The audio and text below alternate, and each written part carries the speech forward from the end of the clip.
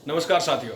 हरियाणा में जो लोकसभा चुनाव के नतीजे थे उसने सभी को चौंका दिया था और ऐसा ही कुछ नजर आ रहा है कि हरियाणा में कुछ ही समय जो बचा है 3 महीने के आसपास विधानसभा चुनाव में, और वहीं आज 18वीं लोकसभा का जो पहला सत्र है वो शुरू होने जा रहा है। और इस बीच जो विधानसभा की जो अटकलें हैं कि कौन सी पार्टी अपना कौन सा कैंडिडेट किस विधानसभा से उतार सकती है, इसी के ऊपर पूरी चर्चा करते हैं। और सबसे पहले चर्चा करते हैं भिवानी विधानसभा की, जो फिलहाल के समय में हरियाणा में सबसे ज़्यादा केंद्रित मानी जा रही है बीजेपी और कांग्रेस के द्वारा कि इस सीट को किसी न किसी तरीके से अपनी झोली में डाला जाए। क्योंकि भिवानी महेंद्रगढ़ की जो लोकसभा है यहाँ पर 9 विधानसभाएं हैं और उसमें सबसे ज़्यादा अगर शहरीकरण का प्रभाव, अगर बीजेपी का प्रभाव कहीं देखने को मिल रहा है पिछले कई सालों में, तो वो भिवानी शहर है। और ये जो भिवानी विधानसभा है यहाँ पर पिछले काफ़ी लंबे समय से बीजेपी जीतती आ रही है, लेकिन इस बार जो रहा है बीजेपी की यहाँ पर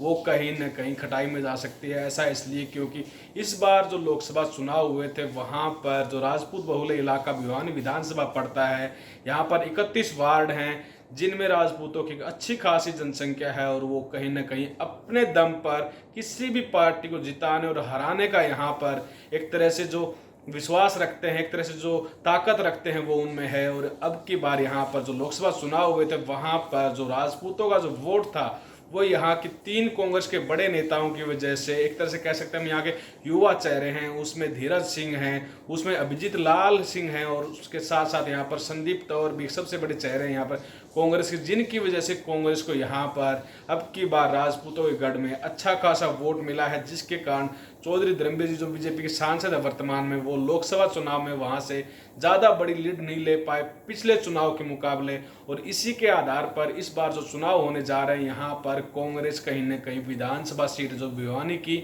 उसको अपनी झोली में डाल सकती है। इसके पीछे कुछ कारण और हैं, उनके ऊपर बात जरूर कर लेते हैं। क्योंकि भिवानी से ही लगता इलाका तोसाम विधानसभा का है, वहां पर हाल ही में किरण चौधरी और उनकी बेटी श्रुति चौधरी बीजेपी में शामिल हुई हैं, जिसके कारण यहां पर बाद में जनसभा हुई थी हरियाणा के सीएम नायब सिंह सैनी की, जिसमें शशि रंजन परमार जो पूर्व विधायक रह चुके हैं और राजपूत समाज के बड़े चेहरे हैं, उन्होंने सीएम साहब को एक नसीहत दी थी कि नयों के चक्कर में पुरानों को मत भूल जाना सीएम साहब, हमने यहाँ पर पिछले कई साल से मेहनत की है। तो इस चुनाव का जो यहाँ का जो पूरा आकलन है एक तरह से तोसाम विधानसभा का, उसका असर भिवानी में देखने को मिल सकता है। और धीरज सिंह से जैसे हमने पॉलिटिकल पंचायत में बात की थी तो वो इस बात को लेकर आश्वस्त नजर आ रहे थे कि इस बार जो भिवानी की विधानसभा सीट है ये कांग्रेस की झोली में जा सकती है। वहीं जहां राहुल गांधी की रैली में जब हमने अभिजीत लाल सिंह से बात की थी तो वो अपने जो युवा थे साथियों के साथ वहां पर रैली में पहुंचे थे, उनके साथ जो जनसंख्या थी वो सैकड़ों के हिसाब से थी।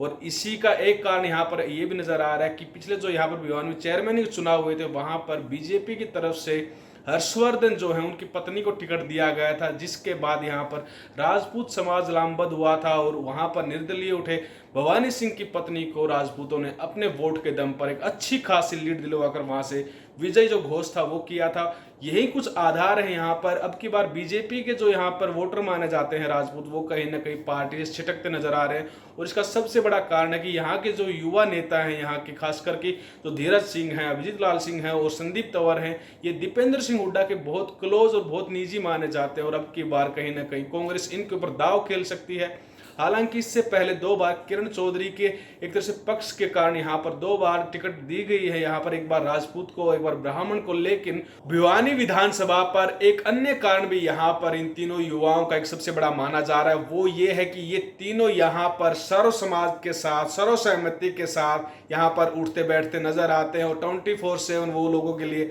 अवेलेबल रहते हैं। जैसे हमने लोकसभा के दौरान यहाँ पर विधानसभा के मुद्दों पर भी जब चर्चा की थी तो हर गांव में, हर क्षेत्र में इन तीनों युवाओं नेताओं के नाम को लेकर लोगों के बीच सहमति नजर आ रही थी कि अगर इनमें से कांग्रेस पार्टी या फिर अन्य पार्टी किसी को कैंडिडेट या से उम्मीदवार बनाती है तो वो उसके लिए कहीं ना कहीं एक बार यहाँ पर फायदा जरूर मिलेगा। और फायदा इतना बड़ा हो सकता है क्योंकि यहाँ पर पूरा जो इलाका है, यहाँ पर इस साइड हम अगर बात करें दादरी की तरफ तो जो कितलाना गांव पड़ता है वहां तक की जो बाउंड्री है, यहाँ पर जो बामला गांव पड़ता है वो भी भिवानी विधानसभा में पड़ता है। तो वहां के लोगों के साथ जो रुझान है यहाँ के इन तीनों युवा नेताओं के, वो बहुत अच्छे समीकरण जो इनके बहुत अच्छे हैं, जिसके कारण यहाँ पर और खासकर यहाँ पर कांग्रेस के निजी होने के कारण इन तीनों नेताओं में से किसी एक को यहाँ पर दावेदार बनाया जा सकता है। और साथ ही यहाँ पर समाज की जो एक अवधारणा है जो पिछली बार यहाँ पर चेयरमैन के चुनाव में देखने को मिली थी, वो एक बार फिर से यहाँ पर सटीक बैठेगी और कांग्रेस इस सीट को यहाँ से अब की बार घनश्याम सराफ यानी कि बीजेपी की पॉलिसी छीनकर अपनी झोली में डालेगी